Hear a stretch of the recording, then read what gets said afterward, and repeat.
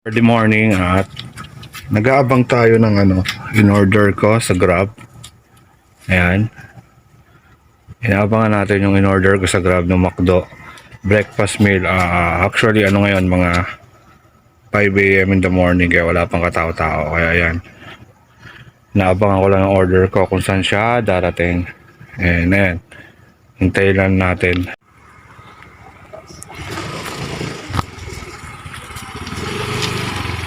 Dyan. Opo. Ayan. Pero 598. Okay. Kahit 400 na lang. Ay, yung kape pa, no? Mainit ka, sir. Oo nga. Kailang po. Ito yung hash brown. Oh, mainit, sir. Ito, dulas. Sir, 500.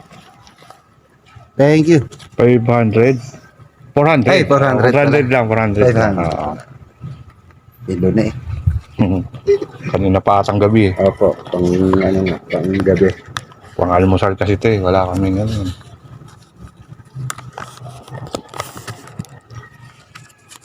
One, two, three, four, sir. Ayan. Thank you, thank you. Thank you po.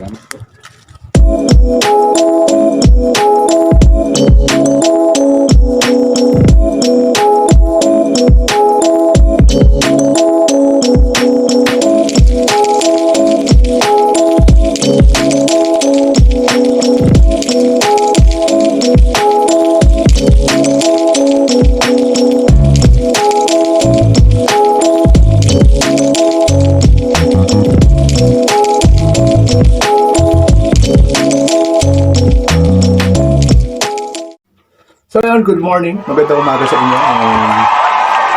Ang oras ngayon ay exactly 5:50 na ng umaga and ito yung isa sa mga natin, pinost ko last time na sinasabi kong McDo Mukbang series and which is ito yun. And syempre, ano pa ba yung unahin natin? Syempre yung McDo Breakfast Mukbang. So, what we have here? So, meron tayo ditong chicken a la king, which is my favorite. Favorite ko na sa McDo, guys, sa morning. Ayan. Ayan. O, makita nyo. Ayan. Gustong gusto ko yan. So, ito pa. Meron tayong sausage. Oo nga. Ayan. And, meron tayong pancake. Ayan, ito yung syrup niya, guys. O. Ayan. Ito yung pancake niya. Meron tayong 3 type ng burger dito. Burger, parang buns na pandesal. Which is sausage muffin. Ayan. Yan yung una. Cheesy egg desal. Ayan, sarap niyan, guys. And egg McMuffin. Ito, hindi ko pa ito titikman. And ngayon ko lang ito titikman. And syempre, ano pa ba yung pinakamasarap? Dapat meron tayong mainit na kape. Which is, simulan na natin buksan to kasi medyo baka lumamig na. Ito na yung buksan natin, guys. Yan. Okay. And ito nga palang lahat to is pina-grab order ko lang. Pina-order ko lang sa Grab. Kaya naman dito tayo nag-stay sa bahay para magkaroon ng nito. Umorder lang tayo sa Grab and thank you sa Grab driver na nagdala nito kasi ito, makakapagmukbang na tayo and pagpasensahan nyo na yung look ko this morning. Morning look yan eh. Medyo kagigising ko lang din talaga. Then nakita ko lang na available na yung etong mga pwedeng orderin na to sa McDo. Kaya naman, in-order ko na. So, ayan. Ayan, guys. And yan yung pinost ko na sinasabi ko sa inyo na McDo Mukbang series. Which is, sisimulan natin sa McDonald's Breakfast Mukbang. Which is, ito yon. Nakakamiss kasi mag-McDo, guys. Alam niyo naman, di ba? Sa mga nakakakilala sa akin, personally, sa mga nakakakilala sa akin na malapit. Alam niyo kung ano yung favorite fast food chain ko, which is the McDo. Ayan. Nakakatawa kasi, eto, morning na morning, makakapag-McDo tayo. So, anong sisimulan ko? Siyempre, simulan natin dito sa favorite ko, guys. Ayan. Simulan natin dito. Set aside lang natin to. Ayan, simulan natin dito. Ito yung favorite ko na chicken a la king. Ayan. Ayan guys, oh. Ayan. Uy! So, first bite natin para sa inyo yan. Alam nyo ba na pwede nang bumili ng extra sauce ng alaking? Alaking sauce. Pwede nang bumili, di ba? And, isa to sa mga napapasarap sa alaking eh. Yung sauce niya. Ito rin yung minsan habol-habol ko eh. Yung sauce niya kasi ang sarap eh. And special to guys, with egg to. Solid. Ang sarap-sarap na. Nalo. And, ayan. Ito yung egg niya.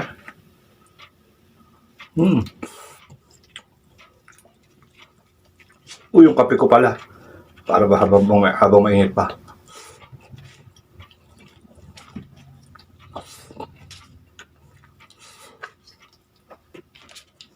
Sabihan, gutom talaga ako. As in, gutom. Kaya,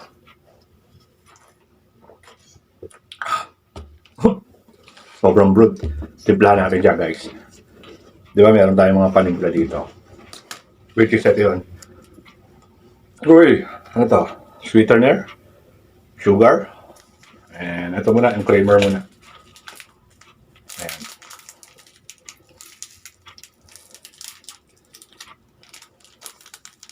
Pili natin ng creamer. Lagyan din natin itong Splenda sugar. Uy, white sugar pala to guys. And ngayon ko lang nakita na ganito yung sugar ng ng McDo. Bago na, Splenda. Kasi dati di ba yung parang ang sugar nila yung same lang din namin McDo. Yung McDo dagdagan siya natin ng creamer. Dalawa yung creamer na binigay guys. Ayan. And lagyan natin siya parehas. To make the balanced taste.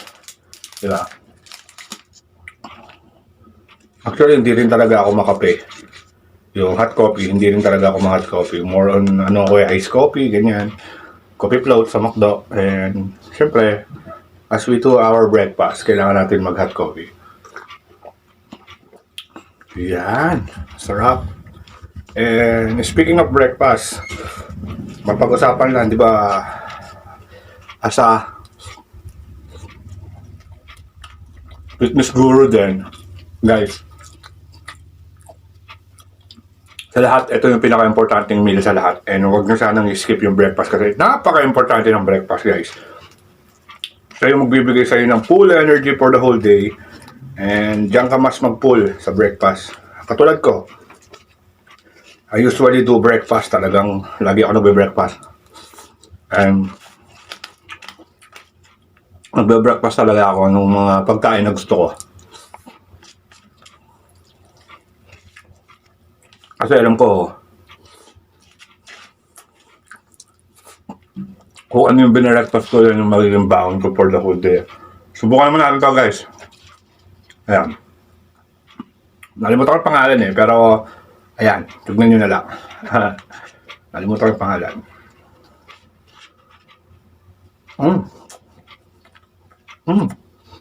Sarap din ha. May egg din siya guys. May egg din. Ayan. And sarap. Sarap niya. Steak.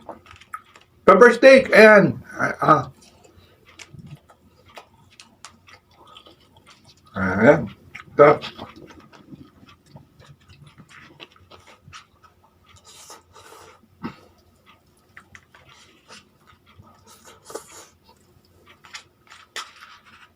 Sarap naman ito. Diba? Meron pa tayo itong hash brown.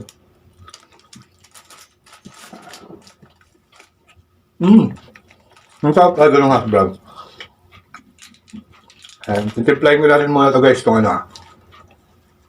yung pancake. Dali-dali tayo. Ayan yung syrup niya guys. Hindi ko mabuksan. Ayan. Ayan yung syrup ng pancake. Hot cake syrup. Originally by McDo. Ayan. Tinir ko na guys. Binutas ko na. And hindi siya mabuksan And ayan. Woo! O diba? mukhang masarap ang pancake nila ngayon ha. It looks parang napakasarap niya. And syempre, meron pa ditong butter. Butter from Anchor.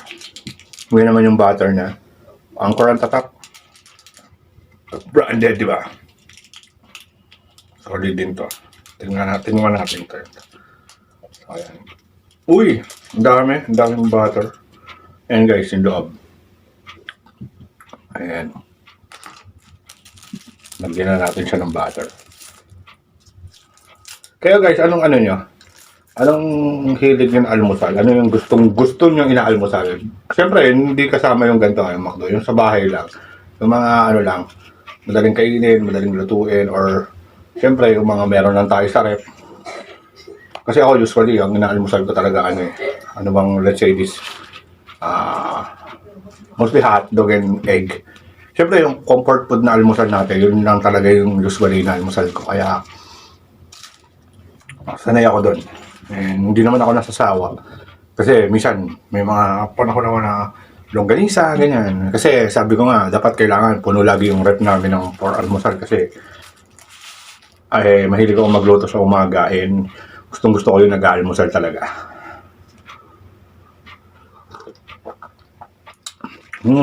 Alam niyo ba, bago itong McDo na to, ang tagal ko nang hindi nagmamakdo, grabe. Sobrang crave na crave ako sa McDo. Sobrang busy natin guys. And naisipan ko tong McDo series na to kasi nga, alam niyo na, I'm a McDo lover. Ang takasan pa, dahil gastusin natin yung pera natin sa paborito natin pagkain. The best yum. Kaya, sabi ko, ito masarap to ba? Ang pa, mag-McDo.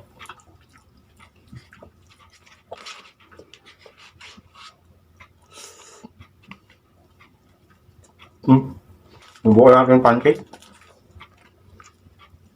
Guys, yung pancake. Ay, natulo!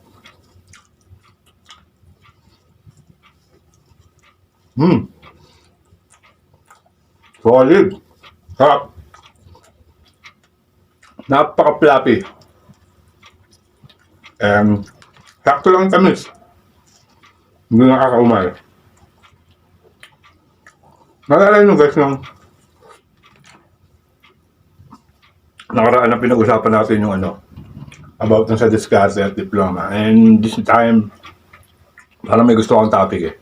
Kasi mostly yun yung pag-uusapan ko sa mga nakakasama ko, and I have a point of view to that and I have an opinion to that, which is yung pangarap naman guys. Ayan, sabi nga nila,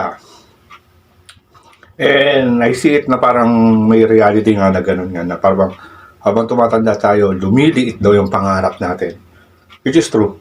Kasi mas nakikita natin yung realidad ng buhay, mas nararanasan natin yung realidad, mas nakikita natin yung possibility sa mga buhay-buhay, sa mga bagay-bagay na, for example, nung bata ka, gusto mo ng sports car, gusto mo ng, sabihin natin, McLaren na sports car, and then, habang tumatanda ka, parang sabi mo sa sarili mo, habang tumatanda ka, nagbabago, kahit anong kotse na lang, kahit Civic na lang, and habang tumatanda pa, magkamotor na lang, which is, hindi ko naman sinasabi na masama yun, but sana hanggat tumatanda tayo, magbabago yung pangarap natin. Mag-crave tayo sa mas malaki. Hindi mo maabot, or sabi nga nila, hindi man maabot dahil siyempre, alam mo na, yung estado ng buhay mo, hindi naman ganun talaga kataas. At least, alam mo sa sarili mo na sinubukan mo, di ba? Ako kasi ganun din. Lumiit yung mga pangarap ko dahil sa mga realidad ng buhay, dahil naranasan ko na yung totoong realidad na sa iba, sabi nga ng iba, bahay, magkaroon lang ng sariling bahay at lupa, masaya na sila, but don't limit your capability or your grind sa ganung bagay. And as soon as naabot mo siya, sana mag-crave ka pa sa more, kumuha ka pa ng mga bagay na mas, alam mo yung kakausad mo. Sabihan nila, habang malaki yung pangarap mo, magdo-double up yung sipag mo. Kasi hindi naman sa ayaw mo magpahinga, pero sa sarili mo kasi, deep in yourself, deep inside yourself, sinabi mo na parang gusto kong ganito, and you want to see yourself na ganun ka. O di ba, siyempre, hindi naman masama mangarap, and hindi naman masama na hindi natin sila totally maabot, but as soon as kita sa sarili mo yung crave, kita sa sarili mo yung gigil, wala kang dapat pagsisihan doon. Pangarap is pangarap. Hindi lahat ng pangarap matutupad. Hindi lahat ng pangarap ano mo, mag-grant mo sa sarili mo. Siyempre, ganun talaga. Siyempre, sabi nga nila, as sa mga pangarap mo may nagagawa ka, 1, 2, 3, achievement na siya, di ba? And, ganun lang. Dapat, maging gutom tayo. Hindi na sa pagkain ng McDo. Hindi. Just kidding aside. Maging gutom tayo sa mga gusto nating marating sa buhay kasi yun din yung magdadala sa atin na to be maging maasenso. And ito, ano ba to? Anong tawag dito? Limutan ko pa. Sausage, McMuffin. Ayan yung tsura niya guys. Oh. Parang may nagme-melt na cheese.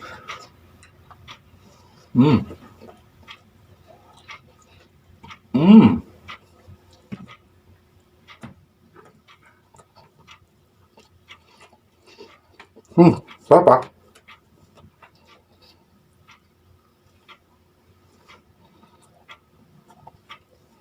Wala ito. Ito, sana lang.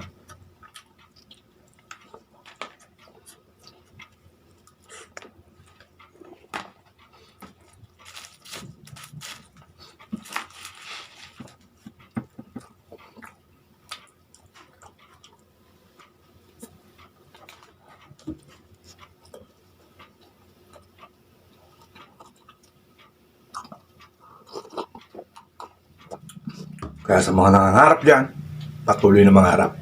Walang masama.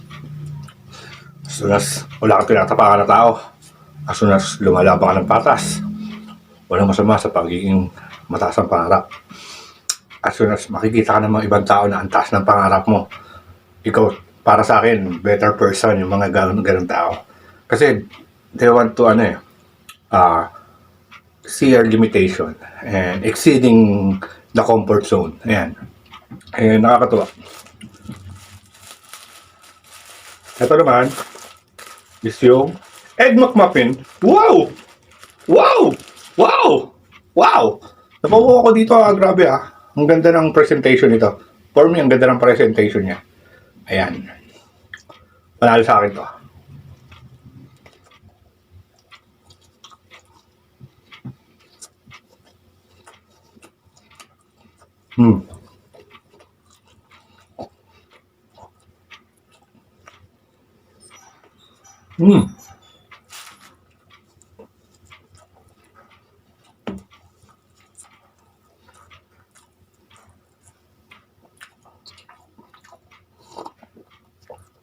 Hopefully, nagkikrave kayo dito sa mga sausage na meron tayo. Ito pa isa.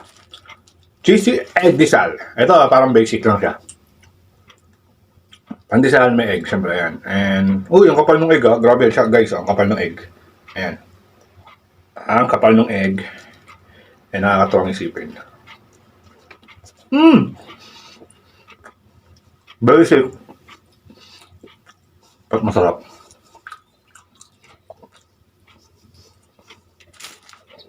Oh.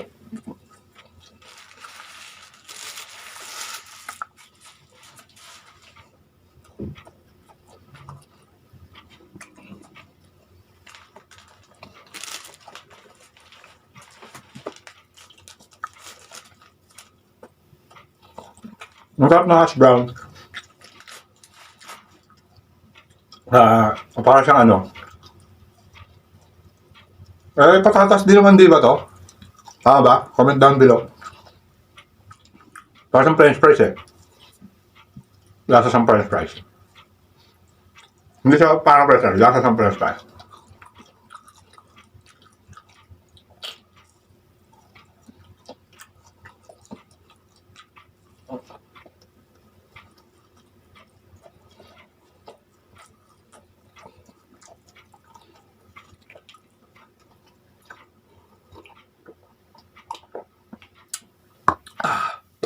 Grabe, ang sarap ng kape sa McDo. Ano kaya yung susunod na yung mumukbang natin, no?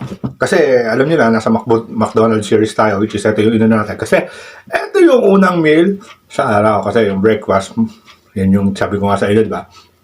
As a fitness guru, breakfast yung pinaka-importante, and ito yung inuna natin. And looking forward for more kung ano pa yung gagawin natin. And hopefully, manood kayo, syempre, di ba? And ano po naman manonood kayo eh. Manonood kayo sa akin eh. Susuportahan niyo ako eh. Di ba?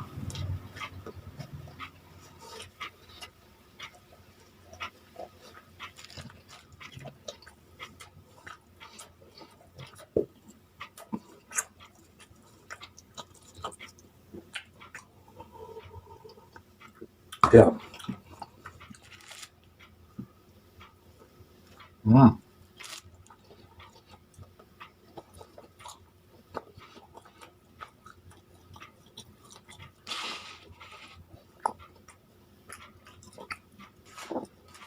Namiss ko yung setup ng ano, kahit ako lang mag-isa. Yung nag-breakfast ako sa McDo, nagpunta ako sa McDo, ako lang mag-isa. And mostly ito, yung chicken filet ala king yung in-order ko. And iced coffee, coffee float, and minsan fries. Yeah. Shake fries. Walang may kakaila sa akin ng McDo kasi nga, alam niyo na, favorite natin fast food chain yan. And favorite natin food dyan. Comfort food natin yan pag nagugutom tayo and may McDo. No other than option than McDo. Hindi. Siyempre, sinusubukan din naman natin yung iba. Hindi naman tayo nagsiseta sa inyo sa McDo. Which is, basta sa akin, siguro may international taste din kasi ako. Kaya ganito yung favorite food ko. No bias to other fast food chain. Mas masarap talaga para sa akin. Para sa akin yung McDo compared na sa iba. And no one, iba-iba tayong takes sa akin. Ayan. Ang sarap ng mga ano nila. Sandwiches.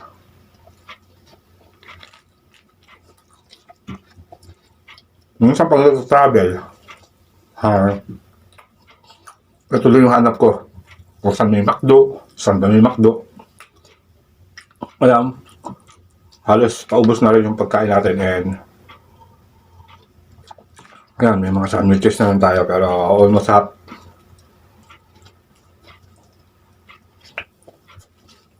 Half na yung naubos natin. Thank you. And ito. May tissue pa tayo dito. Ay, ako. Agang-aga, no? Ang aga ng mukbang natin.